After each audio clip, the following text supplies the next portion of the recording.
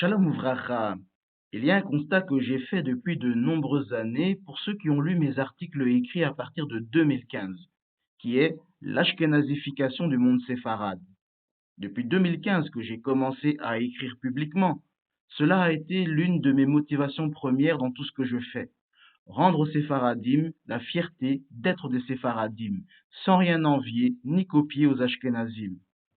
Moi qui ai collaboré sur plusieurs dossiers de conversion avec le regretté Rav Hamou de la rue du Pavé à Paris, j'avais remarqué à l'époque que la majorité des informations accessibles sur le judaïsme en ligne étaient de tendance ashkénaze et que les personnes qui souhaitaient se convertir prenaient donc comme un reflet du judaïsme universel tout ce qu'ils lisaient sur Internet, sans savoir que ce n'était le reflet que d'une communauté au sein du peuple juif, ignorant que les séfaradim ont une tradition et voix différentes. Et la chabadisation des séfaradim français n'a fait qu'empirer la situation. Je suis littéralement écœuré de voir tous ces juifs français de culture maghrébine abandonner les traditions de leurs ancêtres après avoir rejoint et embrassé le mouvement Chabad d'origine russe. Et l'un des domaines dans lequel l'ashkénazification fait de grands ravages est le mariage.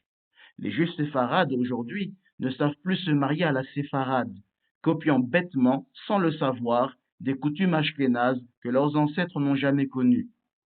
Nous allons prendre le temps aujourd'hui de passer en revue certaines différences fondamentales dans le rituel du mariage entre ashkénazim et séfaradim, dans l'espoir que cela motivera davantage le séfaradim à embrasser totalement leurs magnifiques traditions qui n'ont rien à envier à leurs coreligionnaires ashkénazes. Car le but ici n'est aucunement de mépriser ou insulter les ashkénazim, qui ont des traditions riches, vieilles de plusieurs millénaires et enracinées dans des sources qui se tiennent.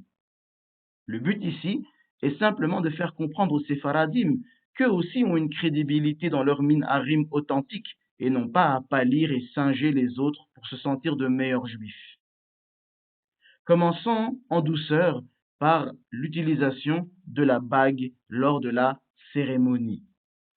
La cérémonie de mariage traditionnelle se compose de deux parties, les Erusin ou Kedushin et les Nisuin. À l'origine, ces deux cérémonies étaient espacées d'1 an maximum, notamment pour préparer les futurs mariés, constituer le trousseau du mariage et finir la construction de la maison dans laquelle le marié accueillerait son épouse. Aujourd'hui, elles se déroulent toutes le même jour sous la choupa. Les Héroussines sont introduits par une bénédiction sur le yaïn et s'achèvent lorsque le marié passe au doigt de la mariée une bague d'une valeur minimale d'une peruta. Cette bague va avoir un double sens. D'un côté, il s'agit d'un acte d'acquisition de la femme par l'homme. Et nous avions expliqué que c'est la raison pour laquelle une femme ne doit pas offrir de bague de mariage à son mari, car dans la halacha, une femme ne peut pas acquérir son mari. Et de l'autre côté, il s'agit d'un acte de séparation ou d'exclusivité, d'où le terme kedushin, qui indique que désormais, cette femme est exclusivement réservée, mise de côté, consacrée pour l'usage exclusif de son mari. En d'autres mots, dès le moment où la bague est mise à son doigt, la femme devient automatiquement interdite à tout homme autre que son mari. Mais puisqu'un homme pourrait, du moins théoriquement, avoir plusieurs épouses, c'est une raison supplémentaire pour laquelle un homme juif marié ne devrait pas porter de bague de mariage, puisque le mariage ne le lie pas à une relation exclusive avec une seule épouse. Mais vous devez savoir que, d'un point de vue halachique, l'acquisition et consécration de la femme peut se faire en offrant à la mariée un objet de valeur quelconque, pas forcément une bague, et en déclarant que cette chose lui est offerte afin de contracter les Héroussines ou Kedushin. Ainsi, par exemple, on pourrait lui offrir une somme d'argent, un collier, un bracelet, etc., etc. Bref, n'importe quoi qui a une valeur minimale d'une peruta peut être offert. Les juifs ashkénazim ont simplifié cette cérémonie et n'autorisent que l'utilisation d'un simple anneau d'or pour les Héroussines, tandis que les posirkim séfaradim soulignent que l'utilisation d'une bague n'est qu'un minhar et qu'une pièce de monnaie ou tout autre objet de valeur peut également être utilisé pour accomplir la cérémonie des Héroussines.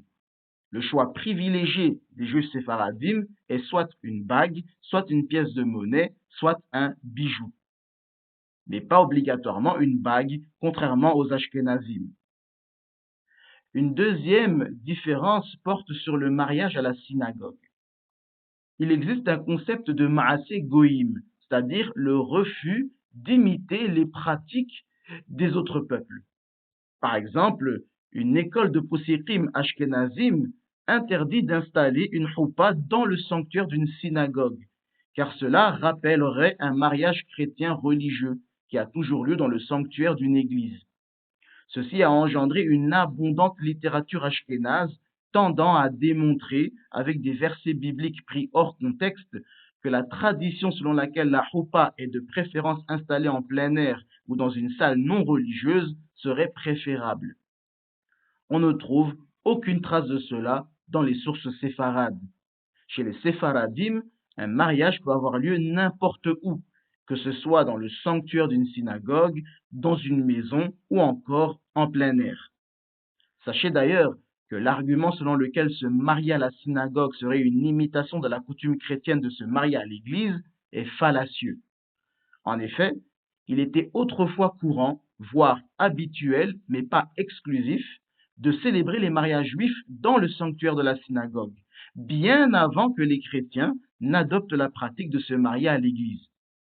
Vous devez effectivement savoir que durant le premier millénaire, les mariages chrétiens étaient en grande partie des cérémonies privées et culturelles plutôt que des rituels religieux. Mais, en 1164, l'Église institua le mariage comme sacrement. Dès lors, l'implication du clergé s'intensifia. L'Église dispensait un enseignement approfondi sur les sacrements tels que le baptême et la communion avant leur participation. Et cet enseignement s'étendit ensuite au mariage. Le mariage devint un rite d'initiation culturelle et religieux. L'accent était mis sur la nature et la signification du rite de la cérémonie nuptiale, mais peu sur la relation elle-même. L'idée d'un mariage chrétien était importante et la foi devait être vécue au sein du foyer. La célébration de la cérémonie religieuse était considérée comme essentielle. Une fois le mariage reconnu comme sacrement, la cérémonie commença progressivement à se déplacer vers l'église. Au début, un prêtre présidait la cérémonie à domicile, en présence de témoins. Son rôle était de bénir l'union et d'en garantir la sainteté. Puis, la cérémonie eut lieu près d'une église, à l'écart du domicile conjugal. Ensuite, la cérémonie comprenait l'arrivée du cortège nuptial sur les marches et à la porte de l'église, puis la sortie du clergé pour prononcer une bénédiction. Finalement, la cérémonie se déroula exclusivement dans le sanctuaire de l'église, comme décidé lors du 4e concile du Latran, aux alentours de 1215. Cette lente évolution aboutit à la célébration du mariage à l'intérieur même de l'église. Au XIIe siècle, le mariage religieux était pleinement établi à l'intérieur de l'église, le prêtre prononçant les bénédictions. Certains avancent donc que, depuis que les chrétiens se marient exclusivement à l'église, certains juifs ashkénazim prirent sur eux de ne plus organiser de mariage à la synagogue pour se distinguer d'eux. Mais comme nous l'avons vu, après tout, les juifs se mariaient déjà dans les synagogues avant que cela ne devienne une pratique chrétienne de se marier exclusivement à l'église. Donc, on ne peut pas dire que les juifs qui se marient à la synagogue copient une pratique chrétienne. De ce fait, les séfaradim n'ont jamais pris en compte cela et permettent parfaitement de tenir des mariages dans une synagogue. Sachez en outre que tous les ashkénazim ne sont pas forcément d'accord avec le fait qu'il serait préférable de tenir un mariage en plein air et qu'il ne conviendrait pas de l'organiser dans une synagogue. Prenez l'exemple de Chabad.org, qui est le site officiel de la communauté Lubavitch. Comme vous l'avez à l'écran, ils admettent qu'il est préférable d'organiser les mariages dans les synagogues. Je traduis, d'un point de vue halachique, il est préférable de célébrer le mariage dans l'enceinte de la synagogue, mais il convient de faire preuve de délicatesse quant à l'installation de la choupa dans le sanctuaire intérieur. Historiquement, la présence d'une chambre nuptiale symbolique près de l'arche sainte était un facteur important. Malgré cette considération, les mariages sont aujourd'hui fréquemment célébrés dans les sanctuaires des synagogues orthodoxes. On considère que les aspects positifs d'un mariage à la synagogue l'emportent sur les connotations négatives. Fin de citation. Un peu plus haut, dans le même article, les Lubavitch reconnaissent que c'était également la position du Gaon de Vilna, Zer Sadik Livracha, qu'il était préférable de tenir les cérémonies de mariage à l'intérieur des synagogues. Mais, étrangement, cet article n'existe pas dans la version française du site internet.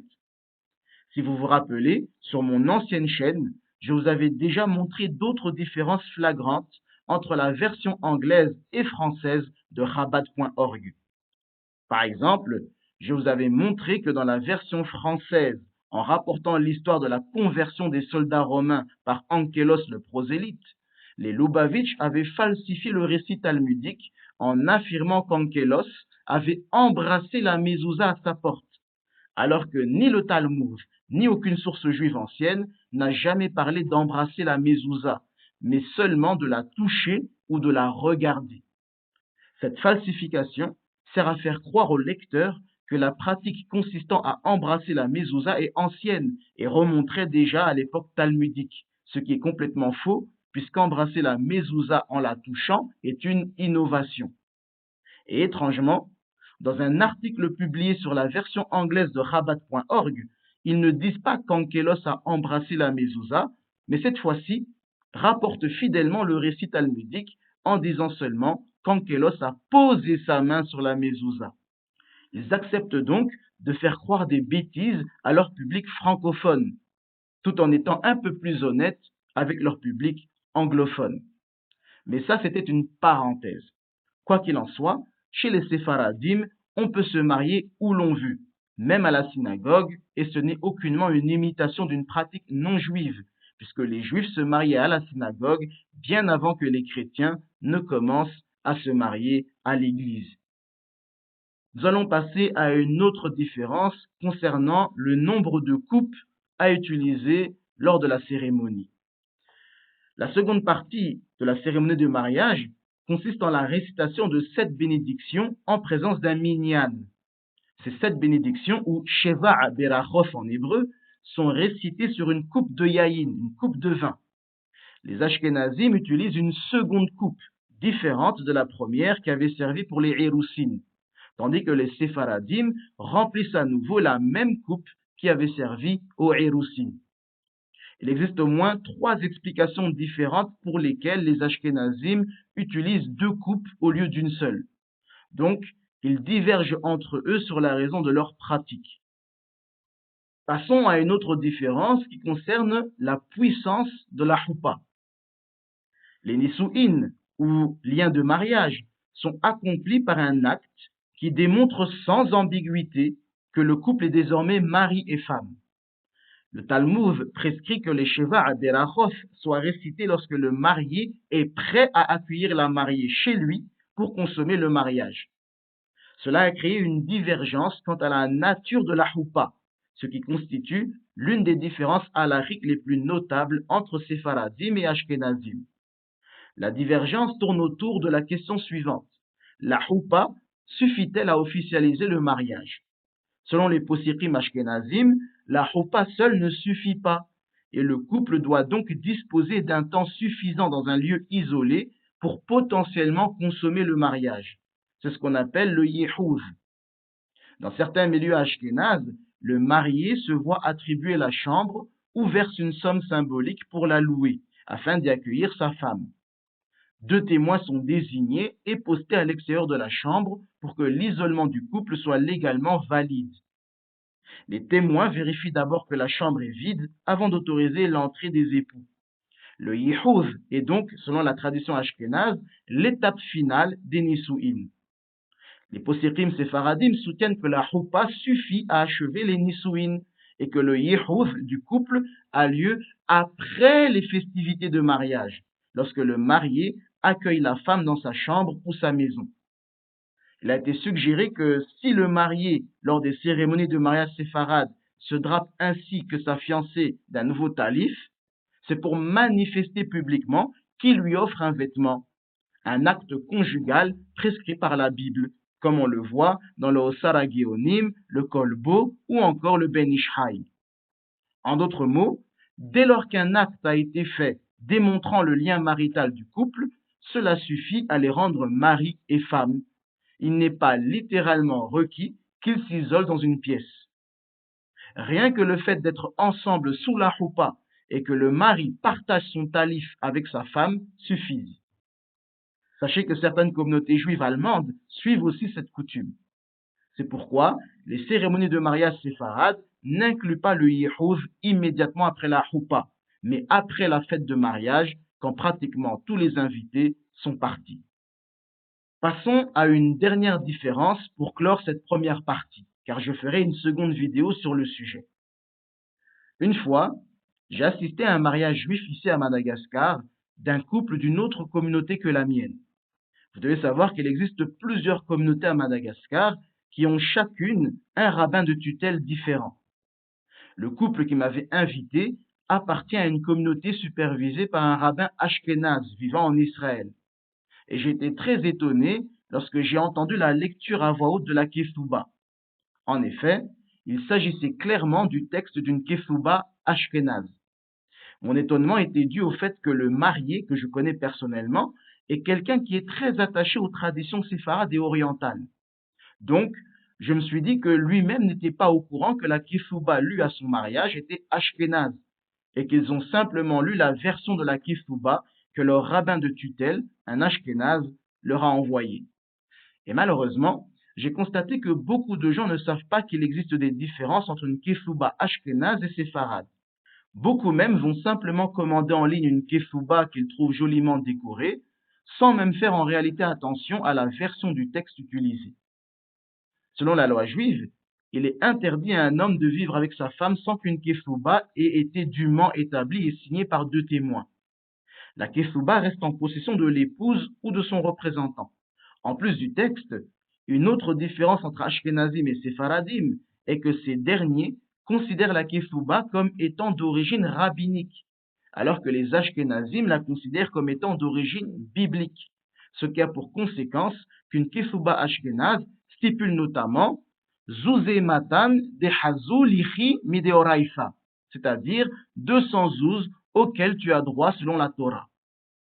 Cette phrase n'apparaît évidemment pas dans les kefoubof séfaradiof, puisque les séfaradim ne considèrent pas que le paiement d'une dot de 200 zouz serait d'origine biblique, mais rabbinique.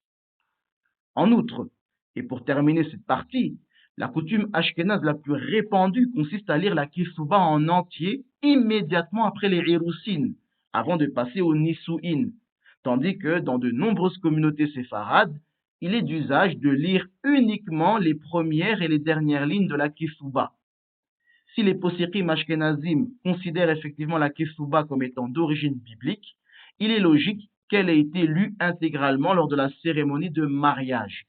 Pour les communautés séfarades, la lecture de la kefouba sous la choupa sert uniquement d'interlude entre les deux parties de la cérémonie de mariage et, par conséquent, seules certaines parties doivent être lues.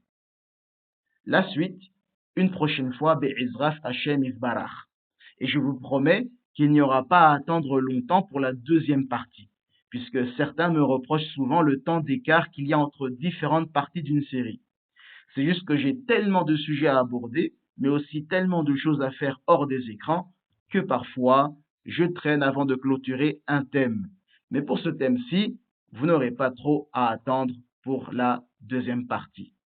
Kol Tuv, Hazak, Uvarour.